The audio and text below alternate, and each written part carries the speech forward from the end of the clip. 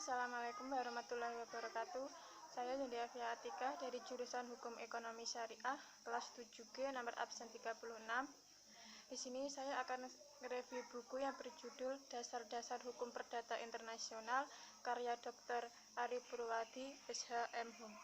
Yang pertama yaitu saya akan menjelaskan mengenai pengertian hukum perdata internasional. Hukum perdata internasional adalah keseluruhan kaidah atau asas hukum yang mengatur hubungan perdata yang melintas batas negara. Atau dapat dikatakan bahwa HPI adalah hukum yang mengatur hubungan hukum keperdataan antara pelaku hukum yang masing-masing tunduk pada hukum perdata atau nasional yang berbeda-beda. Selanjutnya yaitu mengenai Renvoy. Doktrin Renvoy merupakan salah satu pranata HPI tradisional yang terutama berkembang di dalam tradisi civil law system atau sistem hukum Eropa kontinental sebagai pranata yang dapat digunakan untuk menghindarkan pemberlakuan kaidah atau sistem hukum yang seharusnya berlaku yang sudah ditetapkan berdasarkan prosedur HPI yang normal. Renvoy adalah penunjukan kembali kepada hukum yang semula menunjuknya sebagai hukum yang harus diterapkan. Jenis-jenis Renvoy. Renvoy dibagi menjadi dua, yaitu yang pertama, remission atau penunjukan kembali, yaitu proses Renvoy oleh kaidah HPI asing kembali ke arah lex fori. Yang kedua yaitu transmission atau penunjukan lebih lanjut, yaitu proses Renvoy oleh kaidah HPI asing ke arah suatu sistem hukum asing lain. Selanjutnya yaitu saya akan menjelaskan mengenai HPI di bidang subjek hukum. Mengenai hal ini, ada asas yang berkembang dalam teori dan praktek HPI, yaitu yang pertama asas nasionalitas. Berdasarkan asas ini, status personal seseorang ditetapkan berdasarkan hukum nasionalnya atau lex patriae. Asas ini digunakan dalam pasal 16 AB. Berdasarkan asas-asas dalam hukum keperdataan, yaitu asas mobilia secuntur personam, maka asas-asas lex patriae ini berlaku pula dalam penentuan status benda-benda bergerak, dalam arti bahwa status suatu benda bergerak ditetapkan berdasarkan hukum yang berlaku untuk menetapkan status personal orang yang memiliki atau menguasai benda itu. Kedua yaitu asas domisili. Asas domisili ini yang umum diartikan sebagai permanent home atau tempat hidup seorang secara permanen. Berdasarkan asas domisili, status personal seseorang ditentukan berdasarkan hukum tempat kediaman permanen orang itu. Konsep domisili ini pada dasarnya dapat dibedakan ke dalam tiga pengertian, yaitu yang pertama, domisili of origin, yaitu tempat kediaman permanen seseorang karena kelahiran orang itu di tempat tertentu. Yang kedua yaitu domisili of dependence, yaitu tempat kediaman permanen seseorang karena tergantung pada orang lain, misalnya anak-anak di bawah umur mengikuti domisili orang tuanya atau istri mengikuti domisili suaminya. Yang ketiga yaitu domisili of choice, yaitu tempat kediaman permanen seseorang yang dipilih orang itu atas dasar kemauan bebasnya. Yang ketiga yaitu asas untuk penentuan status badan hukum. Dalam perdagangan internasional, menghadapi intensitas semakin banyaknya pendirian badan hukum oleh pihak asing dan atau oleh pihak lokal dan pihak asing dalam suatu joint venture atau joint enterprise, demikian juga merambahnya perusahaan-perusahaan multinasional ke seluruh dunia, sehingga menimbulkan persoalan sistem hukum mana yang dapat digunakan untuk menetapkan dan mengatur status dan wewenang suatu badan hukum yang mengandung elemen asing. Nah, yaitu saya akan menjelaskan mengenai HPI bidang hukum perkawinan. Yang pertama yaitu perkawinan internasional. Perkawinan internasional adalah perkawinan yang mengandung unsur asing, yaitu perkawinan yang terjadi antara WNI dan WNA yang di dalam Undang-Undang Nomor 1 Tahun 1974 tentang perkawinan atau disingkat UUP dikenal dengan istilah perkawinan campuran dan juga mungkin perkawinan antara dua orang WNI yang dilangsungkan di luar negeri. Selanjutnya yaitu akibat-akibat perkawinan.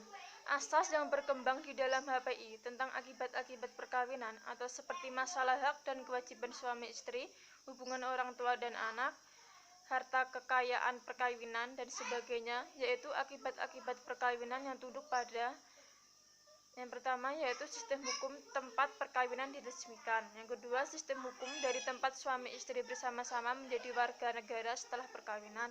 Yang ketiga, sistem hukum dari tempat suami istri berkediaman tetap bersama setelah perkawinan. Selanjutnya yaitu perceraian.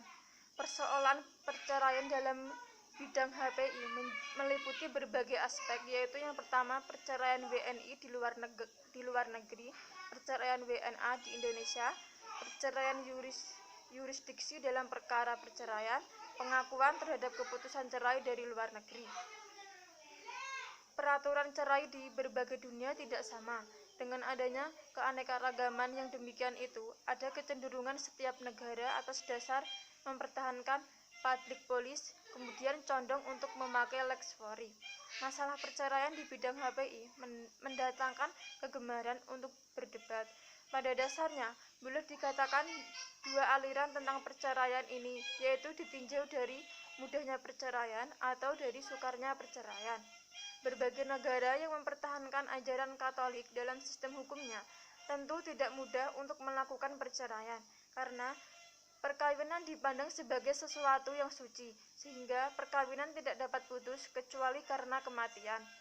Negara di Eropa yang mempertahankan prinsip ini adalah Italia, Spanyol, Austria, atau untuk orang Katolik, Liechtenstein, dan Portugal bagi perkawinan secara Katolik. Negara Amerika Latin seperti Brasil, Chili, Kolombia, dan Paraguay. Selanjutnya yaitu saya akan menjelaskan mengenai HPI di bidang hukum kontrak. Yang pertama yaitu pengertian hukum kontrak. Hukum kontrak merupakan bagian hukum privat.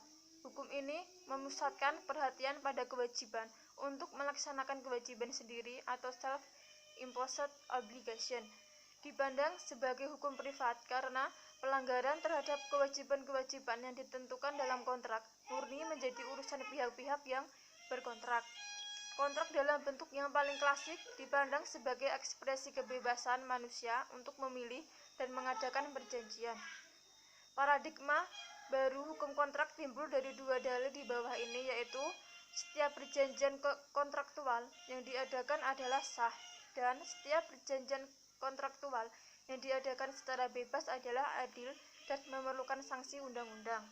Selanjutnya yaitu pengertian kontrak. Kontrak adalah suatu tindakan yang dilakukan oleh dua atau lebih pihak di mana masing-masing pihak yang ada di dalamnya dituntut untuk melakukan satu atau lebih prestasi. Dalam pengertian demikian, kontrak merupakan perjanjian. Namun demikian, kontrak merupakan perjanjian yang berbentuk tertulis. Demikian, dalam kontrak mengandung unsur-unsur pihak-pihak yang berkompeten, pokok yang disetujui, pertimbangan hukum, persetujuan timbal balik, dan kewajiban timbal balik. Ciri kontrak yang utama adalah dia merupakan satu tulisan yang memuat persetujuan dari para pihak, lengkap dengan syarat-syarat serta yang berfungsi sebagai alat bukti tentang adanya kewajiban.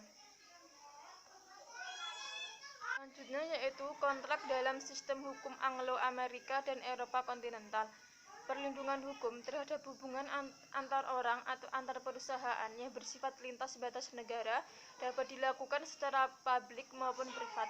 Perlindungan secara publik dilakukan dengan cara memanfaatkan fasilitas perlindungan yang disediakan oleh ketentuan-ketentuan yang bersifat publik, seperti peraturan perundang-undangan, domestik, dan perjanjian-perjanjian internasional, bilateral maupun universal. Yang dimaksudkan demikian, perlindungan secara privat dapat dilakukan dengan cara memanfaatkan fasilitas perlindungan hukum yang bersifat privat, yaitu dengan cara berkontrak yang cermat.